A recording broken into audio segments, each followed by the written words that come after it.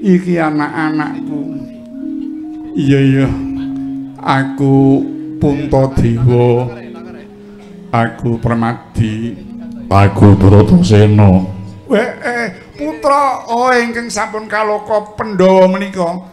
Iya, Kyai. Menawi ngaten iki menika kembar. Raden Pinten Tangsen. Engko tak pathak watu raimu. Wong rumudeng wis ngarani. Dikira nang kula karo ning kene. Sanes, kula menika sanes kembar. Kembar kok beda. Sing dhuwur siji dhuwur sijine kaya ompak ngono kok kembar. Lajeng jenengan menika sinten? Nami kula Petro. Kula Bagong. Oh, dados bau to. Minangka sambuting carita nenggih. Sinebat ing padukuhan Manahilan Taladan Negari Kacapra. Tengah wisma wonten bukuk alit katingal sampun reyot ing madyaning wisma wonten ingkang sami lenggah nenggih menika ta Ki Demang Ijrapa mus pikun Yuswa ketingal jinajaran ingkang garwa Nyai Ruminta Waspani ugi putra kekalih ingkang putri namipun Pindri dening jaler ingkang nama Bambang Rawan nuju sami lenggahan eca pangandikan teka mangkono pataning sang Ratu Kunti sumalambah para Atmaja Pandhawa.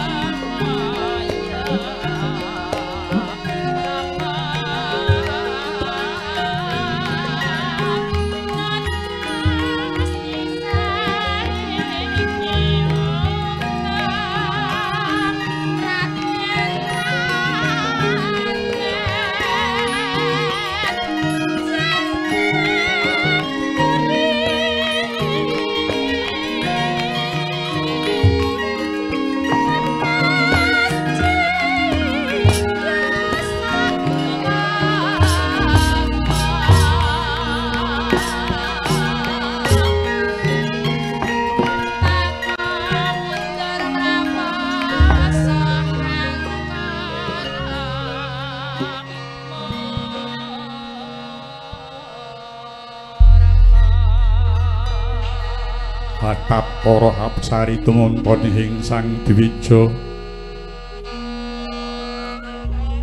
kadya nggewara jiwa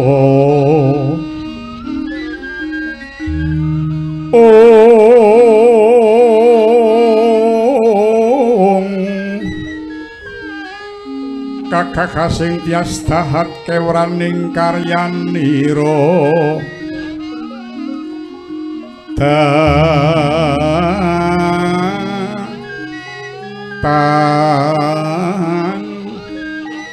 pontok samyom nyat rengganing prabota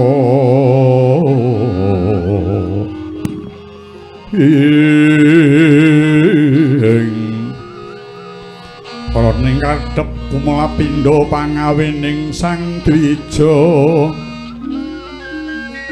lunging kadha malengkung katyut ing Marutamanda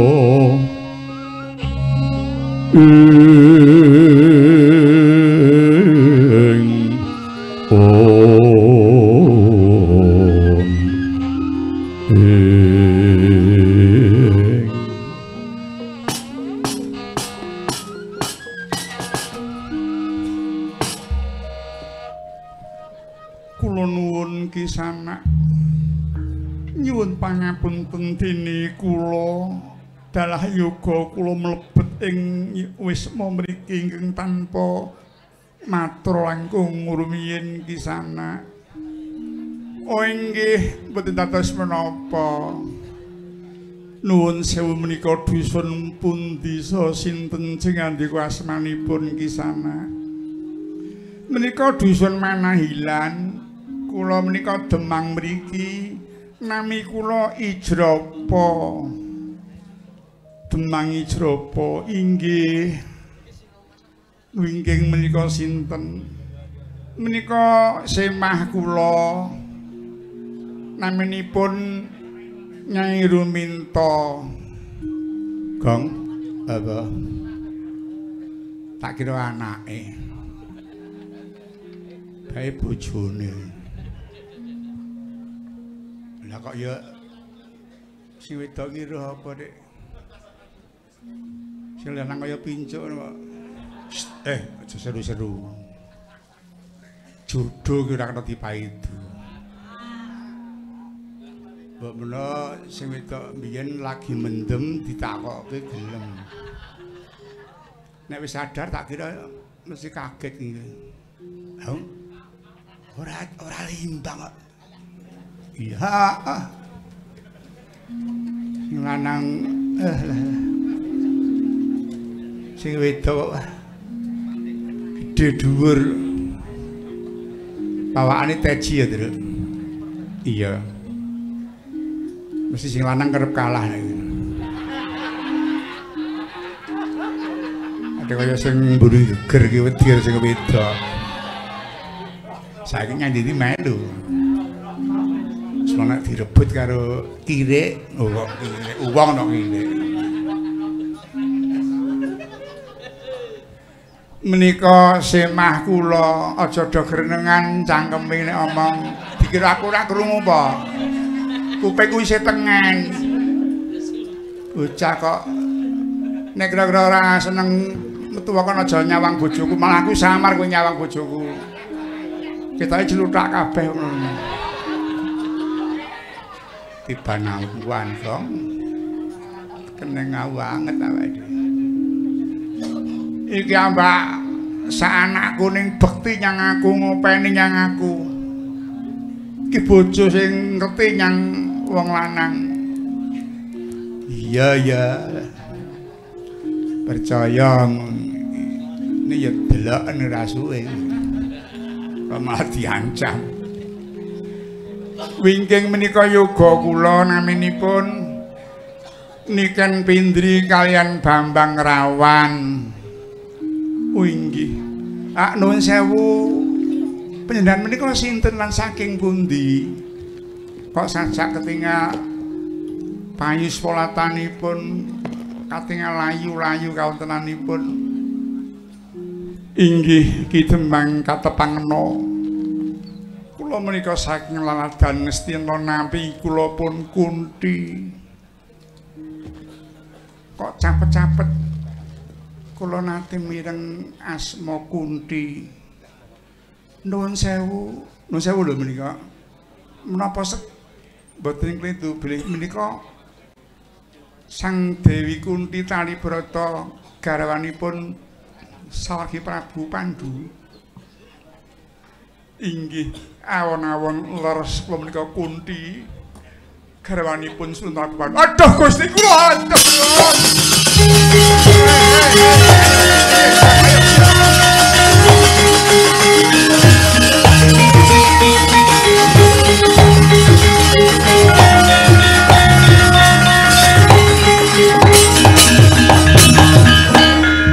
Punten dalem sewu Gusti, kula nyuwun pangapunten padhe kula mboten karestos Gusti.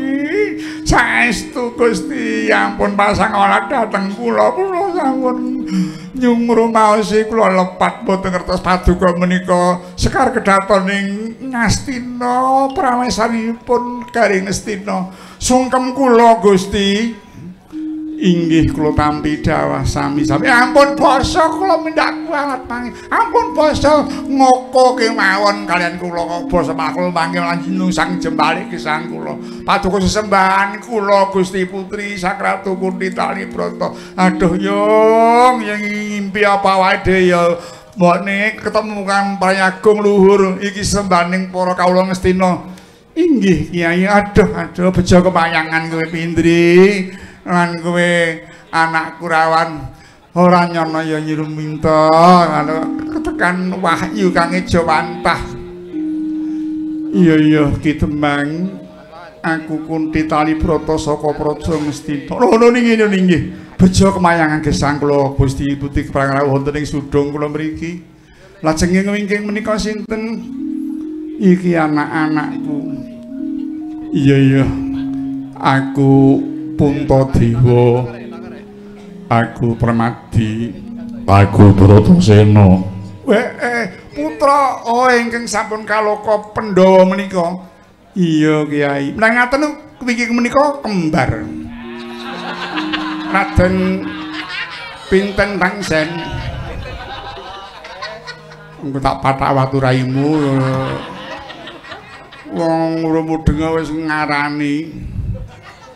Dikira nang kula karo ning kene. Sanes, kula menika sanes kembar. Kembar kok beda. Sing dhuwur siji dhuwur sijine kaya ompak ngono kok kembar. Lajeng jenengan menika sinten? Nami kula Petro, kula Bagong. Oh, dados anu bau to. Wis arep mulih ngarani. Nyatane ya ngono ya, Kang. Heeh.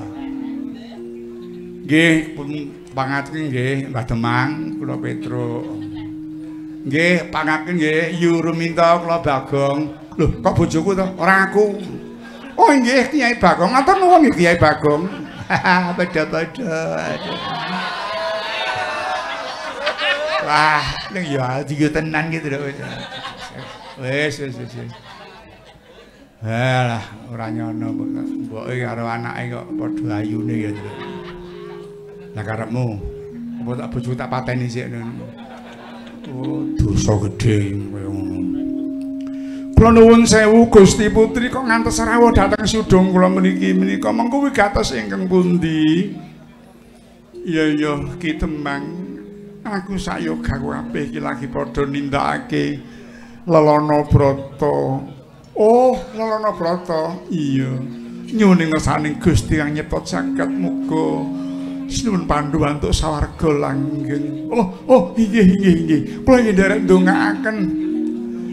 Nyai Demang kang wis ngerti marang aku. Lah ngaten ngaturi pirsa. Kula menika rumiyin nggih abdi Ngastina. Kawula Ngastina kula meniki. Mengkono inggih kula rumiyin mapan wonten ing Banjarjunut.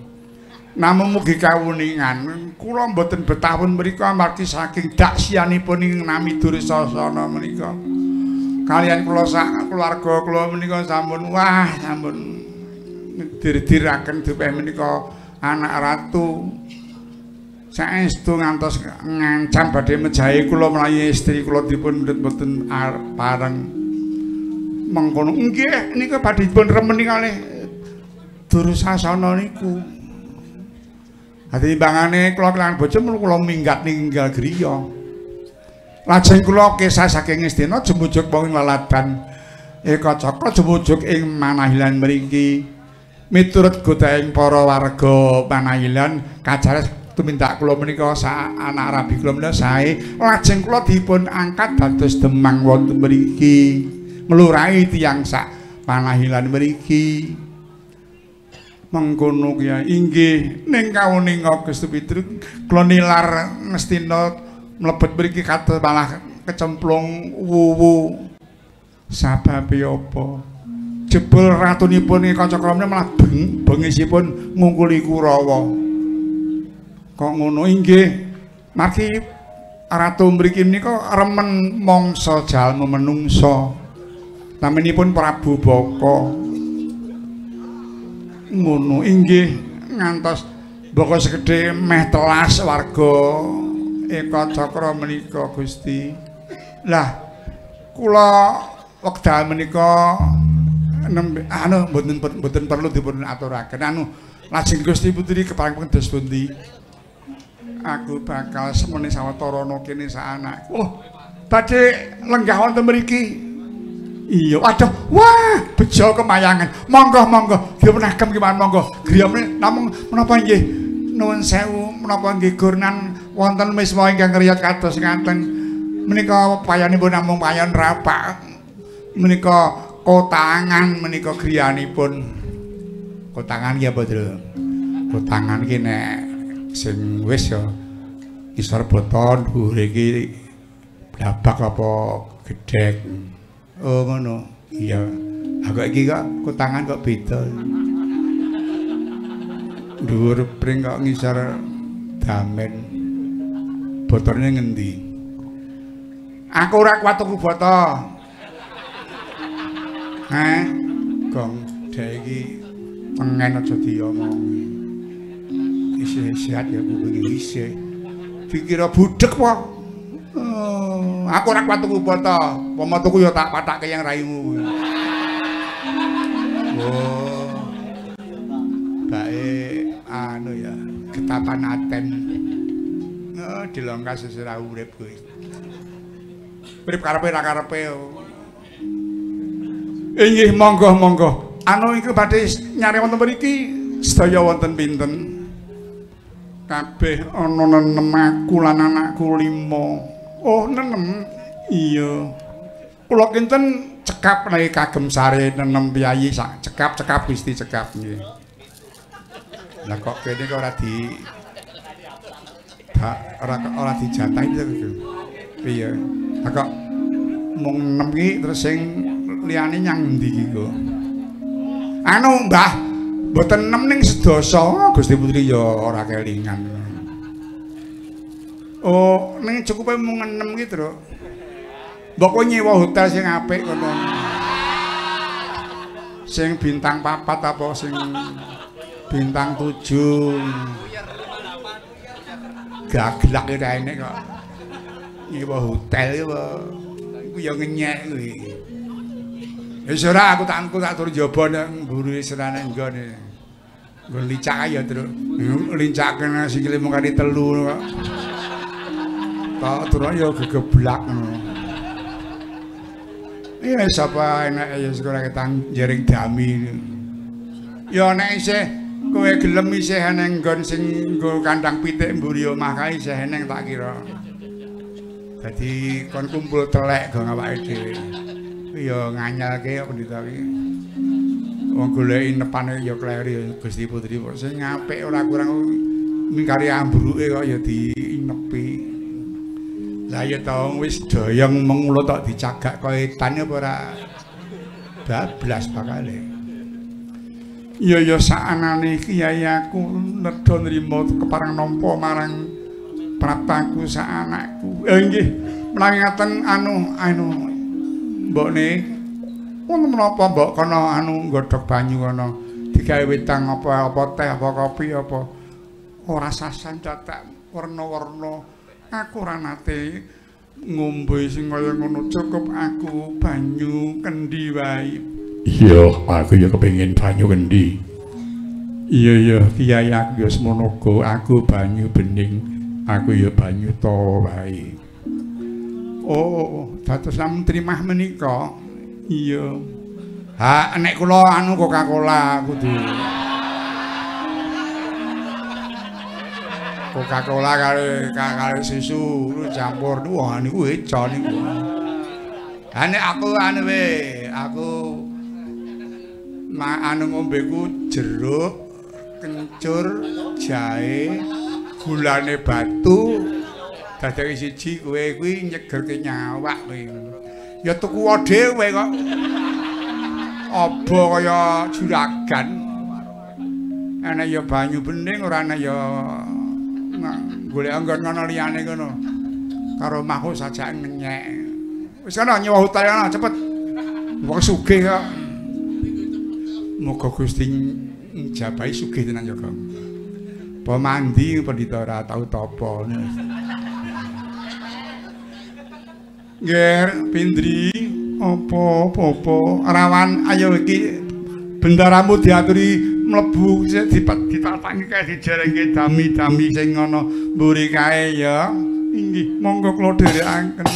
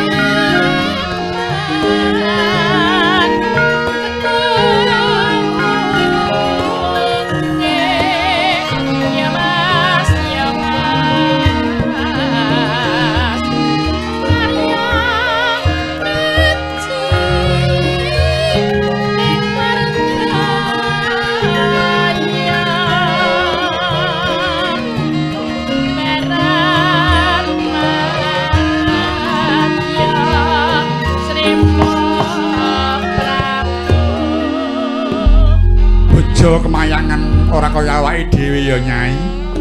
Kerawan Sang Ratu Kunti Talibrata kuwi Parameswari Ngastina. Inggih Kyai. Kepareng nyari ning sudunge awake dhewe waduh jan nemu bejo entuk kamulyan sing ora kira-kira.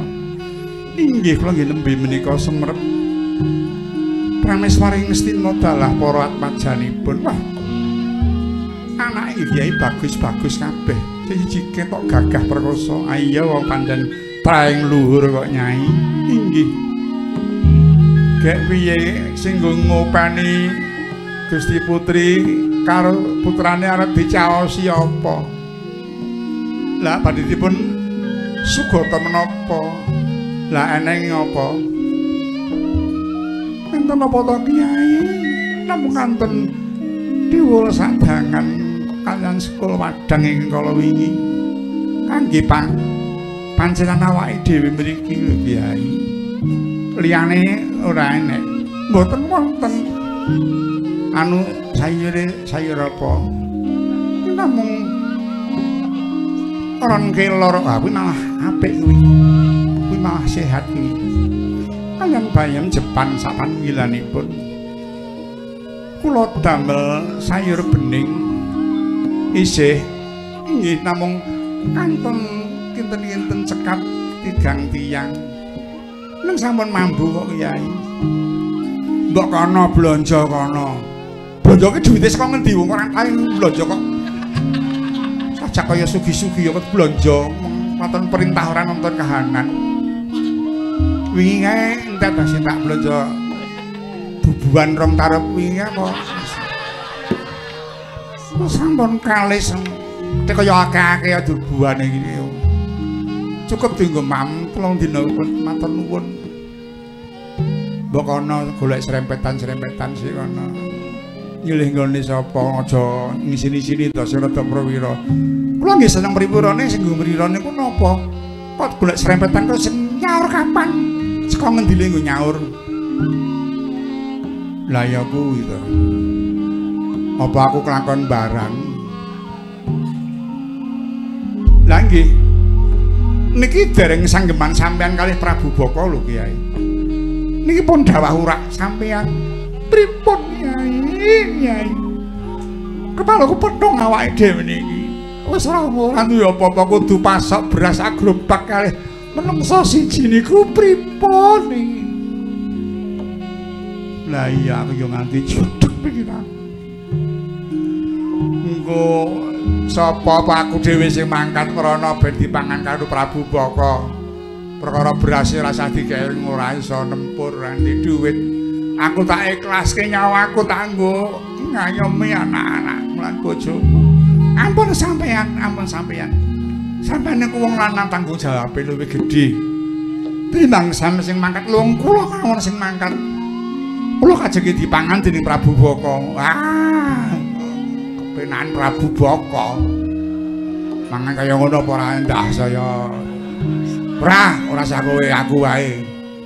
Mboten kula mawon ora kowe sing ngopeni anak-anakmu, aku sing ngorbanake ora apa-apa. Biyung bapa aja biyung karo bapa sing arep mangkat dipangan Prabu Baka.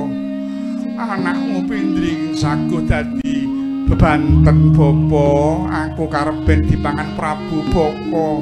Sampeyan ngopeni karo adikku Rawan karo biyung. Aku wae lilakno. Ah ora. Bapak ya ora, Simbo ya ora. Pindri ya ora. Aku anak lanang. Aku sing tanggung jawab. Bapak ngrekso biyung karo Pindri sing mangkat aku wae ben aku dipangan Prabu Baka. Aku anak lanang. Kudu iso ngawoni karo keluarga tak ayomi. Aku wae Bopo. Ora kowe umurmu isih tangeh. Aja kowe Rawan, malah aku titip biyungmu karo mbakyumu reksanen aku wae sing dipangan. Ora, aku wae. Padoko mangan aku mesti kurup. Tinimbang mangan Bapak biyung karo Pindri. Ora, kowe wae sing tunggu omah ya, Rawan aku tak mangkat reksanen Bapak karo biyung. Aku wae sing mangkat. Ora, aku wae. Ora. Mesti aku sing mangkat. Aja nyentak sapa-sapa. Ngene wis tinimbang padha rebutan kepengin dipangan. Lho saiki ayo mangkat bareng wae. Aku kowe karo mbokmu Rawan terus mangkat kabeh bareng nyang Kacakra. Omah ditinggal. Wis ana sing nunggu Sang Ratu Kunti sak putrane. Tilakno, ayo mangkat bareng karo aku. Kiai